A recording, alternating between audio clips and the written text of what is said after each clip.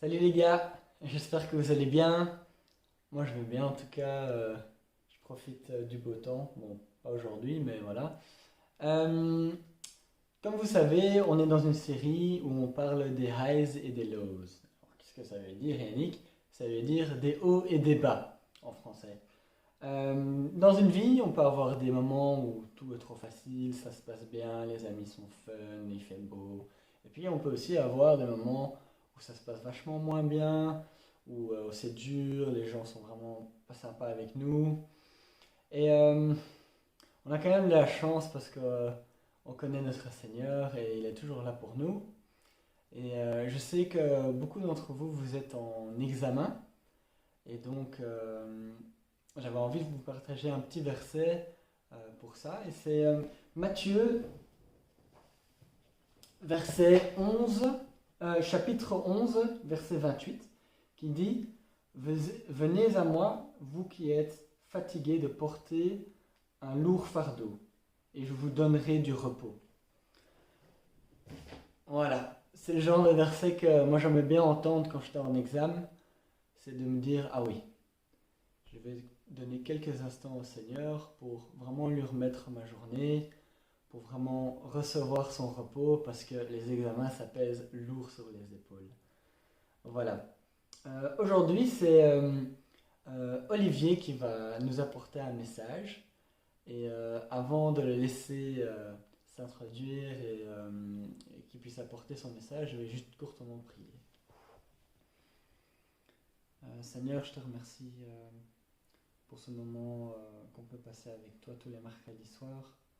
Je te remets encore la suite entre tes mains avec Olivier, qu'on puisse être touché, Seigneur, transformé. Amen. Voilà, Olivier, ça va toi? Bonjour les jeunes, bonjour Lugeb. C'est une joie d'être avec vous ces quelques instants ce soir. J'espère que vous allez bien dans cette période d'examen aussi un petit peu chahutée pour ceux d'entre vous qui en ont. Courage. Qui aurait imaginé que nous allions vivre cette crise du Covid-19? Personne d'entre nous, mais nous la vivons avec Dieu. Et donc, le fait que vous avez choisi un thème, les highs and lows, est vraiment d'actualité, évidemment, lorsque nous passons par une épreuve si marquée dans nos vies. Je suis sûr que vous avez déjà réfléchi et médité sur pas mal de choses depuis mars dernier. Et donc une chose peut-être pour nous encourager, quelqu'un a dit, j'ai relevé cela, que l'histoire va dans le bon sens. Et donc, ceux qui placent leur foi en Jésus-Christ ont cette conviction que l'histoire va dans le bon sens. Ça veut dire quoi? Ça veut dire que nous vivons, nous, entre Genèse chapitre 3 et Apocalypse chapitre 21, entre le début du récit de la Bible et la fin, entre la première et la dernière page. Nous vivons depuis euh, que tout a dérapé dans ce monde, depuis le péché, mais nous savons que ce n'est pas la fin de l'histoire, que Dieu prépare une histoire qui continue pour l'éternité. Et donc nous sommes remplis d'espérance, et j'espère que vous allez être encouragés aujourd'hui. Randy Alcorn, qui est pasteur et auteur, a dit ceci, dit, plus j'en apprends sur Dieu, plus mon enthousiasme pour le ciel grandit. Wow. J'espère que vous allez être encouragés et, pour ce début d'été. Maintenant, je ne sais pas quels sont vos projets pour cet été, mais en tout cas que vous puissiez être encouragés dans la foi et dans votre marche avec Dieu, dans ces highs and lows, dans ces montagnes et dans ces vallées. Est-ce que vous avez l'impression d'être en route, d'être en chemin avec Dieu? C'est une question que je vous pose, une question que je me pose à moi aussi, toujours. Est-ce que je suis en route? Est-ce que je suis en mouvement avec Dieu? Alors l'été dernier, je ne sais pas quels sont mes plans pour cet été, mais en tout cas, je sais ce qu'on a vécu l'été dernier. L'été dernier, nous étions, mon épouse et moi, au Portugal, dans le nord du Portugal. C'est merveilleux comme région. Et c'est une région qui, en fait, euh, a comme particularité que le chemin de Saint-Jacques de Compostelle, peut-être vous avez entendu parler de ça, c'est un chemin où des pèlerins viennent du monde entier pour le marcher, et donc ça, il y a beaucoup de chemins. Allez voir un peu sur internet les chemins de Saint-Jacques de Compostelle, et donc ceux qui aiment la marche, mais les gens sont, en fait, j'ai découvert, vu que nous étions sur un de ces chemins, j'ai découvert que le monde de ces pèlerins, et j'étais dans cette réflexion, Et donc les gens, pourquoi les gens font des marches comme celle-là? Pourquoi les gens font ces activités à Saint-Jacques-de-Compostelle? Certains disent c'est un tournant dans ma vie, suite à une crise, suite à des défis. Ou alors c'est vraiment une mise au point, l'occasion de réfléchir. Certains le font pour des croyances spirituelles diverses, d'autres vraiment pour la culture, d'autres pour le sport. En tout cas, c'est un voyage vers un but. L'apôtre Paul utilise quelque part pour nous aussi dans la Bible cette métaphore, cette illustration du pèlerin. En tout cas, on ressent que celui qui suit le Christ est en marche vers un but. Et lisons ensemble un premier verset d'introduction pour notre temps maintenant ensemble. C'est dans Philippiens, l'apôtre Paul qui écrit aux chrétiens de la ville de Philippe. Et il leur dit ceci au chapitre 3, verset 14. Je cours vers le but pour remporter le prix de l'appel céleste de Dieu en Jésus-Christ. Paul nous dit que sa vie, c'est courir vers un but. Je sais vers où je vais. Et donc ma question, est-ce que nous sommes en route vers quelque part, en route avec Dieu vers l'éternité? Et donc, ça veut dire que c'est plus que simplement être touriste lorsqu'on dit qu'on est un disciple. Sommes-nous des pèlerins ou sommes-nous des touristes? Des gens font ces voyages, ces pèlerinages, des gens peuvent aborder parfois la vie chrétienne un petit peu en mode, on va dire, touriste. Est-ce que je suis sur un mode touriste ou est-ce que je suis sur un mode pèlerin avec Dieu? Parce qu'un touriste va chercher des chemins détournés, plus rapides peut-être, ou essayer d'éviter certaines choses. Un pèlerin marche. Et il y a des highs et il y a des lows, il y a des montagnes et il y a des vallées. Un pèlerin, c'est intéressant, ces gens qui font ces voyages, et peut-être vous aussi si vous aimez la marche, je sais qu'avec l'UGEP vous faites des camps dans les Alpes, donc la marche, on prend du temps, on va acheter des outils comme ceci, une carte pour ceux qui aiment le papier, ou alors on télécharge des applications sur nos smartphones pour pouvoir, par exemple, Saint-Jacques-de-Compostelle, il y a une application avec tous les détails. On cherche l'expérience des autres, on cherche les points de repère, on cherche les bons endroits où dormir, où loger, on regarde les notes que les autres ont mis, les évaluations qu'ils ont mis sur leur route pour pouvoir prendre les décisions les meilleures et orienter nos choix. Les témoignages des autres sont précieux. Et mes amis, d'autres ont marché avec Dieu avant nous. Je ne vous apprends rien, vous le savez. Dans cette Bible, nous avons leurs témoignages, leur parcours, leur marche de pèlerin avec Dieu. Alors les Israélites, dans l'Ancien Testament, étaient en marche 3 fois par an vers Jérusalem pour des fêtes. Des vrais pèlerins. Ils allaient parce que Dieu avait ordonné des fêtes. Il y avait 3 grandes fêtes principales. Pâques, la Pentecôte et les tabernacles qui étaient rythmés aux différentes saisons, le printemps, l'été, l'automne. 3 allers-retours que les Juifs, et qui venaient de différents pays où ils avaient été déportés, exilés, ils faisaient l'aller-retour vers Jérusalem 3 fois par an. Et pour rafraîchir leur mémoire, ils faisaient cela. Ils faisaient ça pour renouveler leur engagement et exprimer leur reconnaissance envers Dieu. Ils vivaient en fait un petit peu au quotidien comme des disciples entre chacune de ces fêtes. Et nous avons dans la Bible des chants que ces pèlerins chantaient sur leur route. 15 chants qui sont répertoriés dans nos Bibles, et vous pouvez ouvrir vos Bibles ou vos smartphones, les psaumes 120 à 134. On va y arriver. Alors il y a plusieurs interprétations, vous avez peut-être déjà entendu parler de ça, sur l'origine et le but de ces chants. Ils sont connus, vous voyez peut-être un titre dans vos Bibles, sous les cantiques des degrés ou les cantiques des montées. Et certains pensaient que lorsqu'on arrivait au temple, sur chaque gradin du temple, on récitait ces chants, ces psaumes. D'autres pensent qu'ils étaient chantés, la plupart, lorsque les Juifs sont revenus de l'exil vers Babylone. Mais la majorité des personnes, des théologiens, pensent que ces chants étaient vraiment des chants pour la route des pèlerins vers Jérusalem. Jérusalem est située dans un relief où il y a ces montées, et ces chants, ces 15 chants forment un ensemble. Ils ont été en fait compilés, je vais dire, parce qu'à un moment donné, on a compilé ces psaumes dans nos Bibles, et c'est comme un mini recueil de psaumes, un mini psautier de 15 chants au milieu de l'ensemble des psaumes. Il y a une progression, il y a des thèmes. Chacun de ces chants, chacun de ces psaumes en particulier a vraiment un thème qui ressort. Des prières, des étapes successives dans le chemin, dans le voyage, dans la route, des highs and lows avec Dieu. Et donc ces pèlerins chantaient ces chants pour exprimer leur foi et pour calmer aussi leurs craintes et leurs anxiétés sur la route. On va dire aujourd'hui, pour utiliser une illustration que vous connaissez bien, qui n'est pas du tout mon monde, mais qui est plus le vôtre pour certains d'entre vous, ce sont, on va dire, des snapshots. Des snapshots, des arrêts sur image de moments avec Dieu,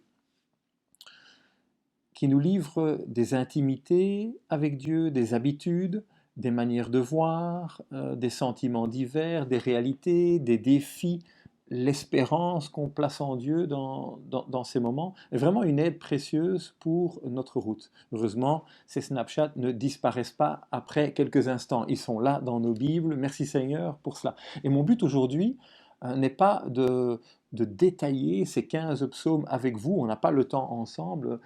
Ça mériterait au moins 3 ou 4 rencontres, mais de vous donner envie, et peut-être particulièrement cet été, de méditer sur ces 15 psaumes par vous-même. Je veux dire, j'ai envie de vous donner une mise en jambe pour la marche, hein, un coup d'envoi de départ pour vous donner envie. Il représente le courage dont nous avons besoin, le soutien dont nous avons besoin dans notre marche avec Jésus. Il nous donne aussi de la direction. Alors regardons ensemble pour commencer. Donc ça commence au psaume 120. Le psaume 120, alors ça commence, on voit, on est dans un low. Dans ma détresse, c'est à l'Éternel que j'ai crié et il m'a répondu. Éternel, délivre-moi des lèvres fausses et de la langue trompeuse. Que te donnera l'Éternel et que t'ajoutera-t-il, langue trompeuse? Les flèches aiguës du guerrier avec des charbons ardents de genêt. Malheur à moi, j'ai dû séjourner à Méchec, habiter parmi les tentes de Kédar. J'ai habité trop longtemps avec ceux qui détestent la paix. Je suis pour la paix, mais quand j'en parle, ils sont pour la guerre.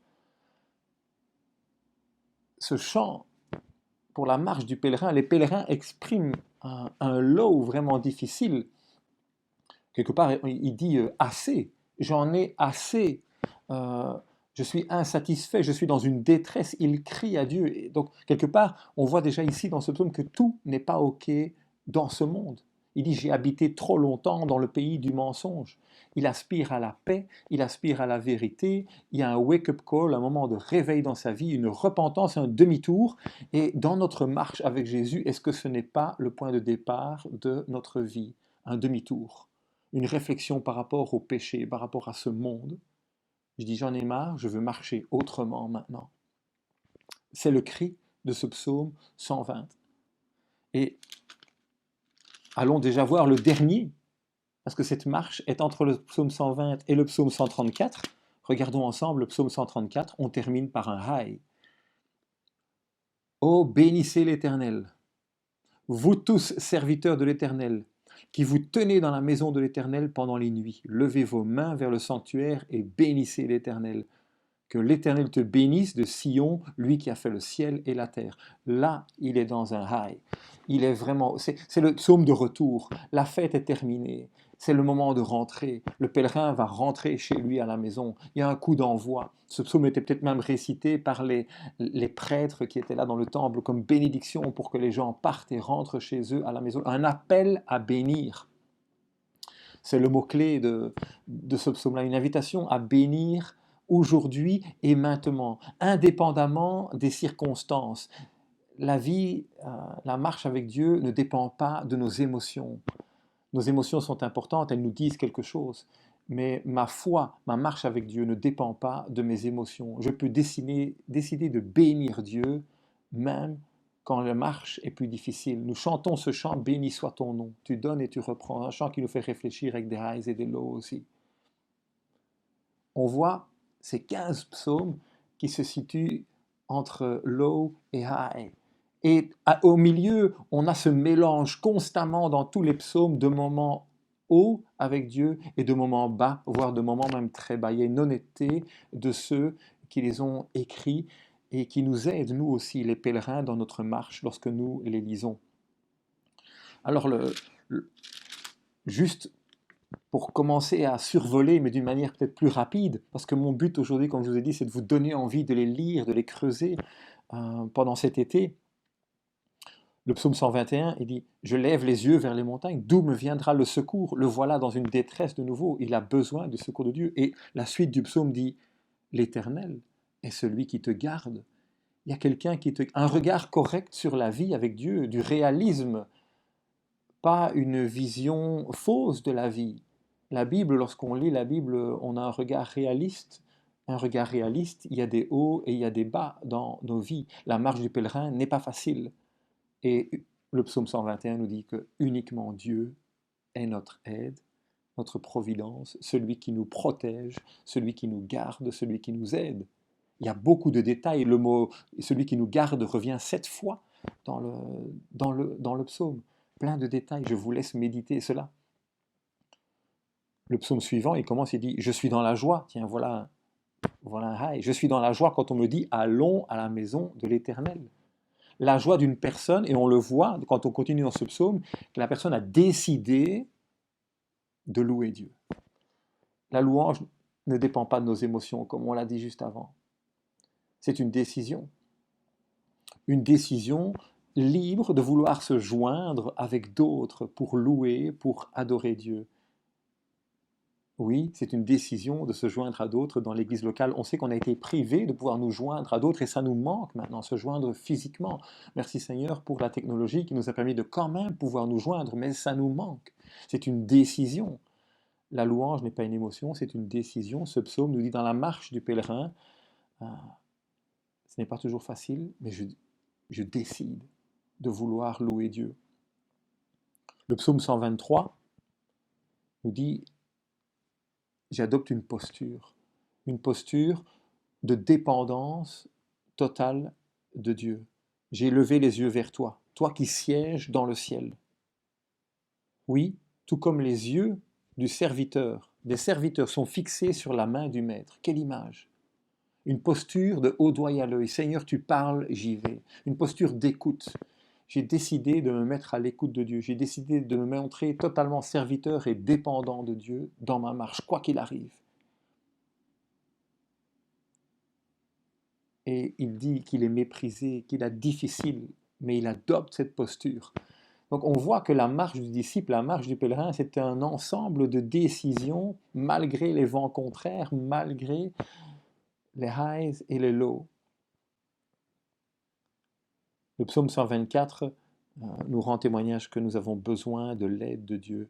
Il passe en revue, il dit, si l'Éternel n'avait pas été pour nous, qu'Israël se le dit, il répète, si Dieu n'avait pas été pour nous, et il cite une série d'événements, lorsqu'on est venu faire ceci, lorsqu'on a vécu des attaques, lorsqu'on a vécu telle chose, si Dieu n'avait pas été là, je bénis son nom parce qu'il est celui qui m'aide dans les moments plus compliqués dans ma vie. Il rend témoignage de l'aide de Dieu parce que les dangers sont réels dans la vie et dans la marche. À quoi vous attendre d'autre lorsque vous continuez votre méditation?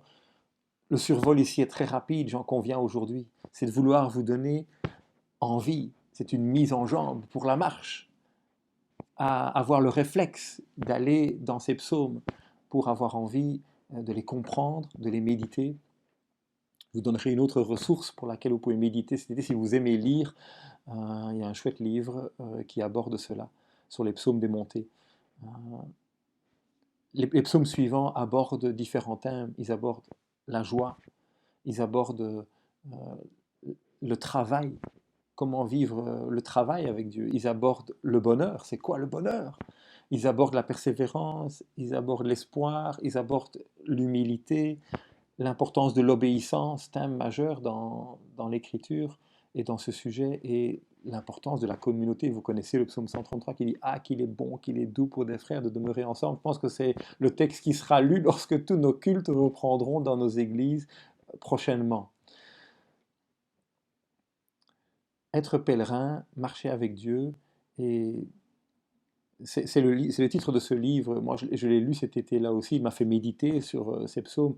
Euh, un pasteur a écrit cet ouvrage qui s'appelle Une longue obéissance dans la même direction. Ça veut tout dire. Décider d'obéir à Dieu dans la même direction malgré les highs et les lows. Décider. Je pense qu'en français, le titre, c'est Psaume des montées.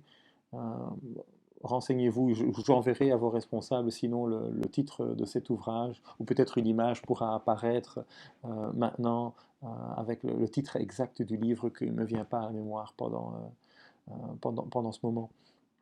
En tout cas, que le Seigneur vous donne envie de méditer davantage sur ces textes cet été, qu'il fortifie votre foi, qu'il fortifie votre marche. Dieu est celui sur qui on peut compter et il nous a donné dans sa parole un merveilleux recueil qui nous parle, nous aujourd'hui aussi, disciples de Jésus-Christ, dans notre marche, des choses très pratiques. Parce que la vie chrétienne, c'est sérieux, c'est rempli de hauts et de bas, et Dieu est avec nous. Et il nous donne exactement ce que nous avons besoin dans sa parole. Lorsque nous regardons comment d'autres ont marché avec Dieu avant nous, et comment ils ont pu exprimer leurs sentiments, leurs émotions, à travers l'écriture dans ces moments.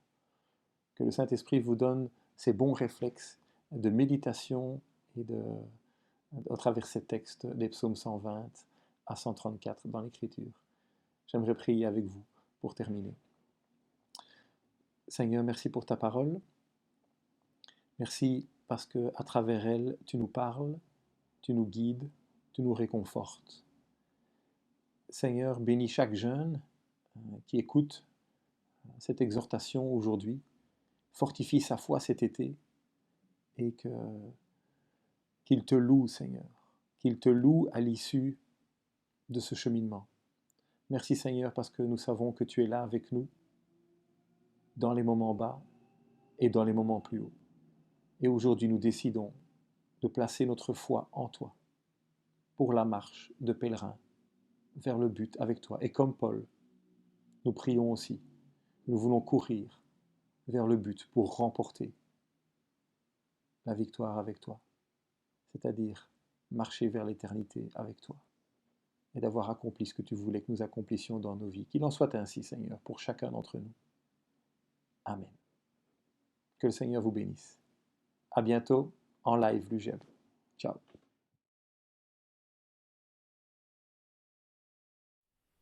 Merci Olivier pour ton message.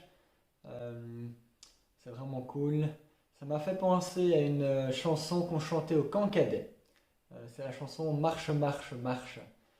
C'est une chanson qui parle qu'on est en chemin avec Jésus et qu'on doit tendre notre main vers Jésus et qu'il prendra soin de nous. Ça m'a fait aussi penser ton message que même les grands héros de la Bible ont tous eu des moments plus difficiles dans leur vie. Il y en a qui ont été jetés dans des puits, d'autres à la fosse aux lions, crucifiés, enfin plein de choses. Euh, je me dis, il n'y a pas que moi qui parfois est dans les problèmes ou me sens pas trop bien et puis je culpabilise parce que je devrais toujours me sentir bien, des choses comme ça. Donc, je voudrais vraiment te remercier pour ton message. Euh, voilà. Semaine prochaine, on va avoir une dive-in. Alors, dive-in, c'est de l'anglais et en français, ça veut dire plonger. Donc, en fait, ce qu'on va faire, c'est qu'on va plonger dans la Bible et c'est Aurélien qui va nous aider au plongeon. Voilà. Merci d'avoir suivi le UGEB Brussels Online. Et alors, on se revoit en grande forme la semaine prochaine. Ciao, ciao.